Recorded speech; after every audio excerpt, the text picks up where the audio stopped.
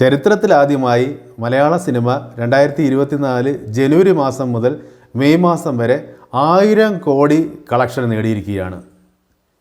ഇപ്രകാരം കളക്ട് ചെയ്യാനായിട്ട് മലയാള സിനിമയെ സഹായിച്ച പ്രധാനപ്പെട്ട ചില സിനിമകളെക്കുറിച്ചാണ് ഈ വീഡിയോയിൽ പ്രതിപാദിക്കുന്നത്. ആദ്യത്തേത് മഞ്ഞുമ്മൽ ബോയ്സ്.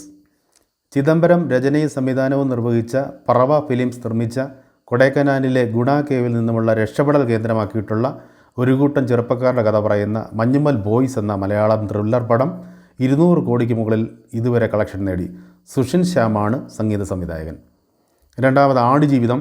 ബെന്യാമിൻ്റെ ആടുജീവിതം എന്ന നോവലിനെ അടിസ്ഥാനമാക്കി ബ്ലെസ്സി തിരക്കഥയും സംവിധാനവും നിർവഹിച്ച മരുഭൂമിയിൽ അകപ്പെട്ടു പോയ പ്രവാസിയായ നജീബിനെ അവതരിപ്പിച്ച പൃഥ്വിരാജ് അഭിനയിച്ച AR റഹ്മാൻ സംഗീത സംവിധാനം നിർവഹിച്ച ആടുജീവിതം എന്ന 150 കോടിയിലധികം കളക്ട് ചെയ്ത സിനിമ ഉണ്ട്.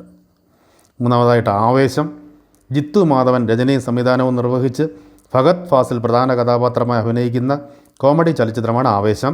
സുഷിൻ ശ്യാം സംഗീത സംവിധാനം നിർവഹിച്ച ഈ ചലച്ചിത്രം ഇതുവരെ 150 കോടിയിലധികം കളക്ഷൻ നേടി. നാലാമതായിട്ട് പ്രേമലു. ഗിരീഷ് AD സംവിധാനം നിർവഹിച്ച നസ്ലിൻ K ഗഫൂറും മമിത ബൈജുവും പ്രധാന കഥാപാത്രങ്ങളെ അവതരിപ്പിച്ച പ്രേമലു 100 കോടി ക്ലബിൽ ഇതിനകം ഇടം നേടിക്കഴിഞ്ഞു. അടുത്തത് 50 കോടിയിലധികം നേടിയ 3 ചിത്രങ്ങളുണ്ട്. വിനീത് ശ്രീനിവാസൻ സംവിധാനം ചെയ്ത് ധ്യാൻ ശ്രീനിവാസനും പ്രണവ് മോഹൻലാലും പ്രധാന കഥാപാത്രങ്ങളെ അഭിനയിച്ച വർഷങ്ങൾക്ക് ശേഷമാണ് ഒന്ന്. രാഹുൽ സദാശിവൻ സംവിധാനം ചെയ്ത മമ്മൂട്ടി, അർജുൻ അശോകൻ, സിദ്ധാർത്ഥ് ഭരതൻ എന്നിവർ അഭിനയിച്ച ഡാർക്ക് ഫാൻറ്റസി ഹൊറർ ത്രില്ലറായ പ്രമയുഗമാണ് രണ്ടാമത്തേത്.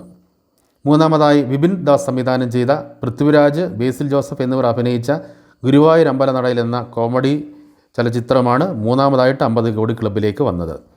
ഇനി 40 കോടി കളക്ഷൻ വാങ്ങിയ ഒരു പടത്തെക്കുറിച്ച് പറയുകയാണ്.